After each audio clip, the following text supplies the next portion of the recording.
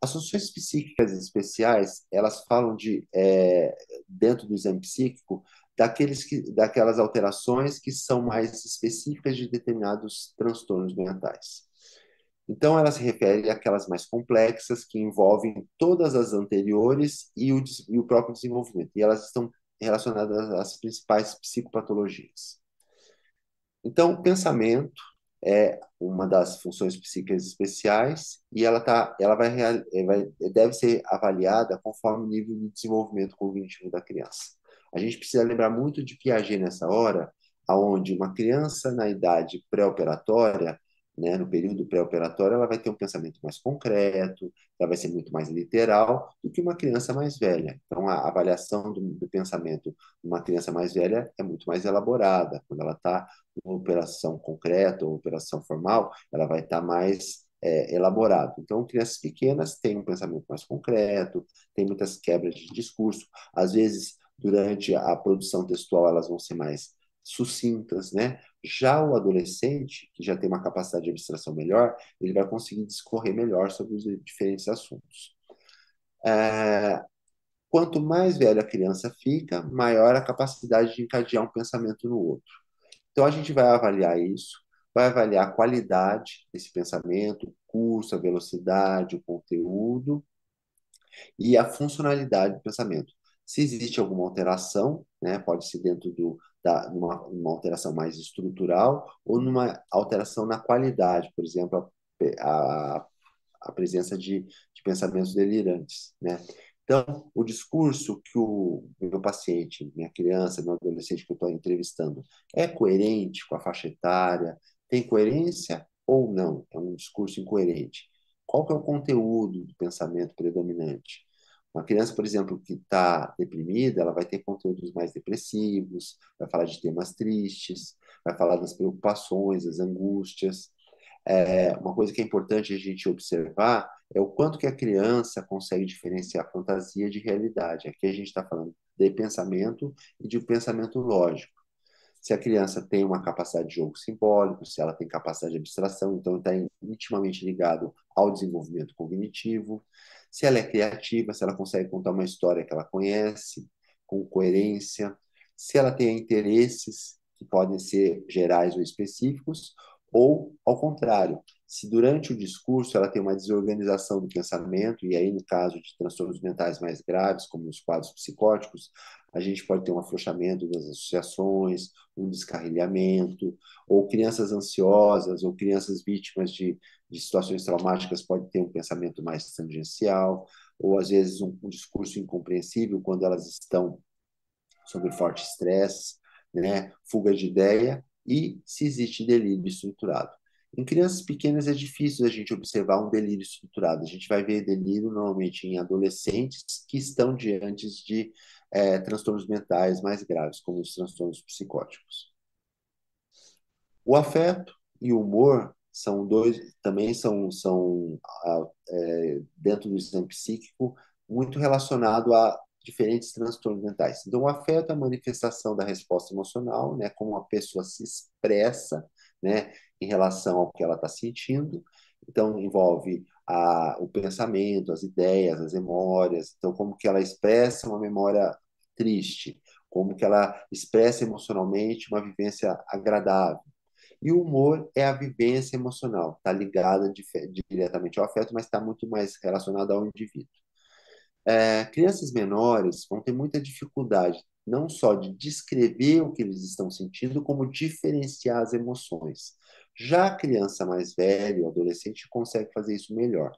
Já consegue dizer: estou triste ou estou com raiva, estou com medo ou estou preocupado, né?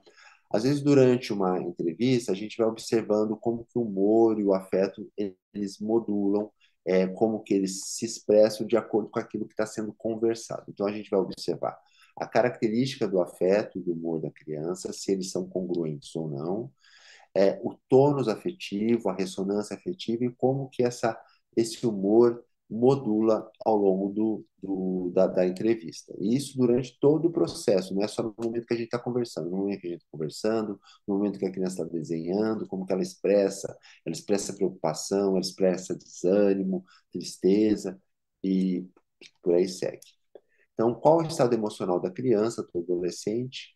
Se ela tem uma boa ressonância afetiva, se esse humor é lábil, ou seja, se ele muda muito rápido ou não, se o entusiasmo é ilimitado de forma inadequada, indiscriminada durante a interação, então ela é muito afetiva demais, né? Muito disponível demais. Se há interesse sexual que não é adequado para a fase de desenvolvimento ou para o momento da consulta, se tem um aumento de energia e atividade, isso a gente pensando um pouco em algum transtorno de humor, se durante a entrevista a criança chora ou fica mais chorosa, se tem uma expressão facial triste, de apreensão, de medo, se traz queixas somáticas, ou se demonstra durante a entrevista uma falta de interesse, né? Uma apatia, você propõe uma coisa, ela não quer, propõe outra, ela faz, mas sem interesse.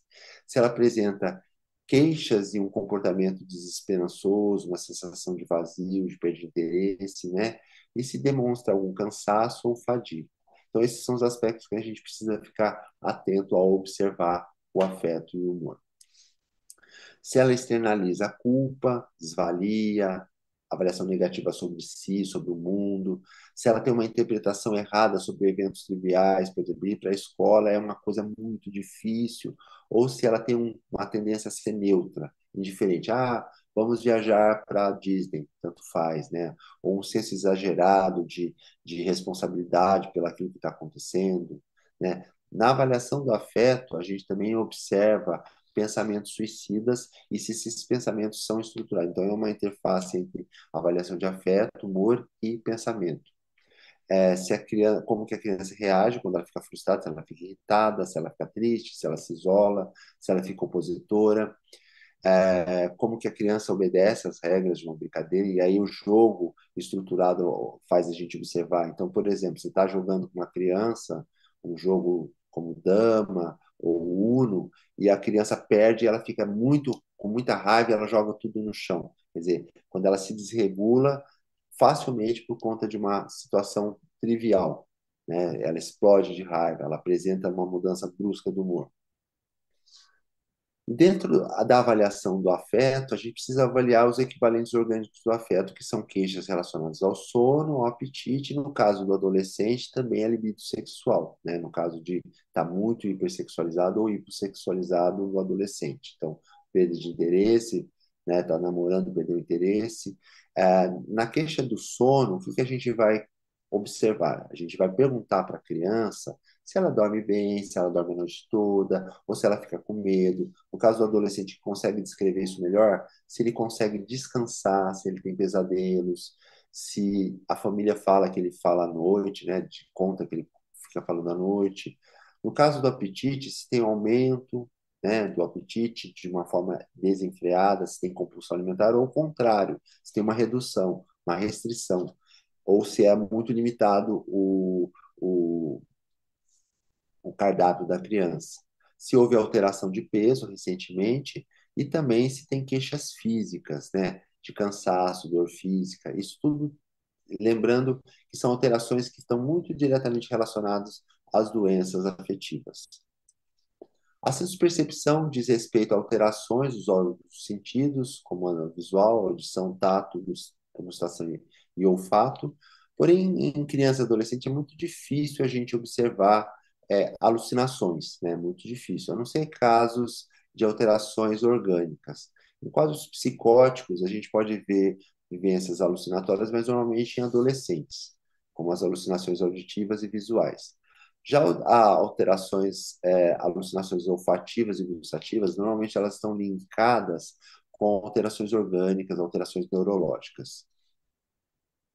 E, por fim, a avaliação do juízo crítico da realidade é que vai definir o quanto que a criança, o adolescente entende daquilo que ele está vivendo como algo adequado, como algo fora da realidade. Então, a capacidade da criança é refletir sobre o que ela está fazendo, sobre o que ela está sentindo, sobre as experiências. É importante que a gente lembre que muito das crianças mais imaturas, elas não vão ter um senso de crítico de realidade parecido com o de um adolescente. Então, se a criança tem dificuldade de ajustar o comportamento ao contexto, é uma criança que tem um prejuízo de juízo crítico de realidade. Se a gente esperaria que uma criança um pouco mais velha pudesse fazer determinadas coisas e saber que aquilo está errado, se ela faz ou não.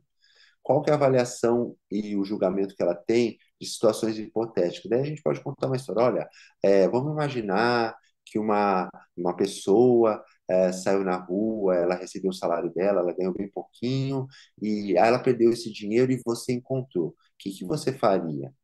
Aí você pergunta para a criança assim, se ela tem uma capacidade empática, se ela consegue avaliar que, olha, vou devolver ou não, vou ficar comigo, né? Então, ver o quanto que ela consegue saber o que é certo e errado, né? Qual que é o entendimento que a criança tem do que está acontecendo com ela naquele momento? Se ela entende que aquilo está alterado ou se é normal aquilo. Como que ela se vê como responsabilidade e qual que é a atitude que ela tem em relação ao tratamento.